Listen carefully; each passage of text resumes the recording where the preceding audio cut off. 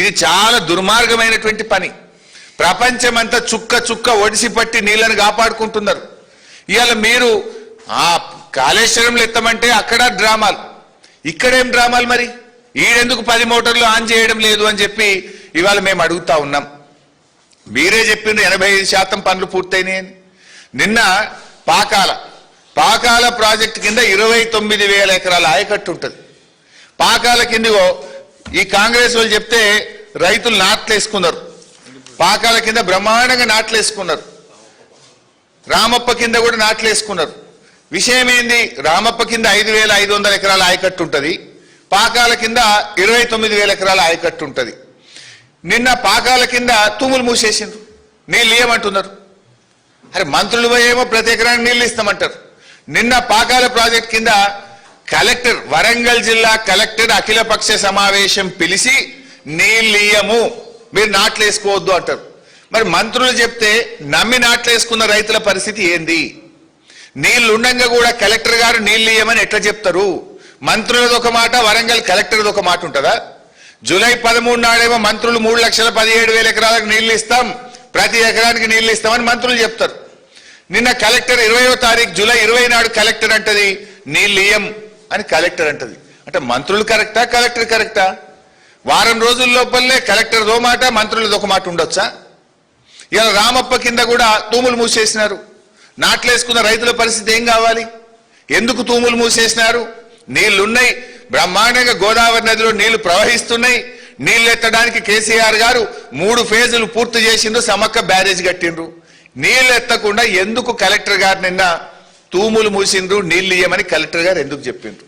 Collector చెప్పింది తప్ప, July 13 నాడు మంత్రులు చెప్పింది తప్ప? క్షమాపణ చెప్పండి. మరి మీ చేతగాంతనం వల్ల, మేము సకాలంలో మోటార్లు మరమ్మతు చేయకపోవడం వల్ల 10 మోటార్లు నడపలేకపోతున్నాం, తప్పైందని క్షమాపణ కోరండి రైతాంగాన్ని.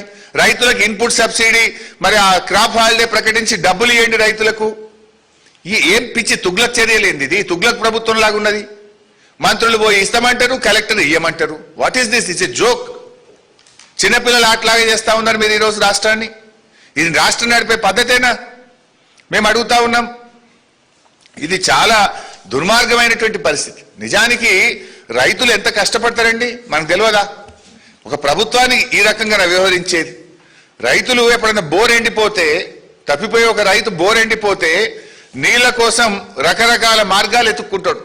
ఇంకో బోర్ వేస్తాడు, బోర్ను లోతు కొడతాడు, లేదంటే పక్క రైతు దగ్గర బోర్ను లీజుకు తీసుకుంటాడు. ఏదో ఒక రకంగా పంట కాపాడుకోవడానికి బోర్ ఎండిపోతే నానా తంటాలు పడుతుంటాడు రైతు.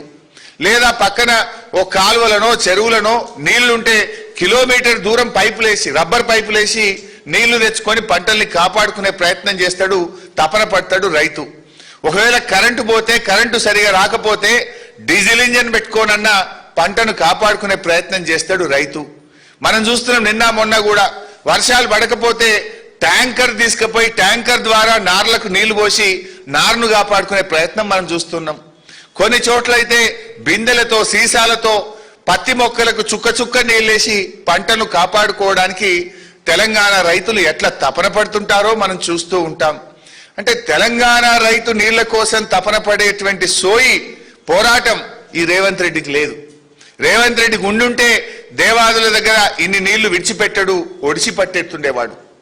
ఇలా తెలంగాణ రైతు ఎంత కష్టపడుతుండో నీళ్ల కోసం, ఎంత తపన పడుతుండో అనేటువంటిది రేవంత్ రెడ్డికి అర్థమైతలేదు. ఇలా 6 గ్యారెంటీల విషయంలోనో, అనేక సంక్షేమ పథకాల అమలు విషయంలో ఎట్లయితే రేవంత్ రెడ్డి గారు వాయిదాలు పెట్టుతున్నాడో, ఇవాళ నీళ్ల ఎత్తిపోత విషయంలో కూడా వాయిదాలు పెడుతున్నాడు. అరే 10 మోటార్లు నడపమంటే 5 నడుపుతా, 7 నడుపుతా, ఈ వాయిదాలు ఏంది? What is this nonsense? Why are you not lifting the water? Is it not your failure? నీ చేతగాంతనం వల్ల, నీ నిర్లక్ష్యం వల్ల, నీకు రైతులకు ఉండే సోయి చిత్తశుద్ధి లేకపోవడం వల్ల ఇవాళ నీళ్లు కిందికి జారవిడుస్తా ఉన్నావు. ఈడ ఏ ఎన్డీఎస్ఏ కాళేశ్వరం మీదనే మా మీద పడేడ్చినవు.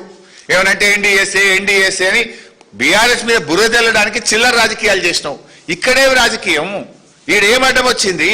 10 మోటార్లు నడపకుండా జూన్ 1వ తేదీ నుంచి ఇవాళ వరకు 50 రోజుల నుంచి ఎందుకు ఈ డ్రామాలు చేస్తున్నావు అని నేను అడుగుతా ఉన్నా. అంటే దేవాదుల విషయంలో నాటి నుంచి నేటి వరకు కాంగ్రెస్ పార్టీది ద్రోహమే. 2011లో దేవాదుల టనల్ కూలిపోతే 3 ఏళ్లు దేవాదుల ప్రాజెక్టును పట్టించుకోకుండా మూలకు పడేసిందే కాంగ్రెస్ పార్టీ. దాన్ని పట్టించుకో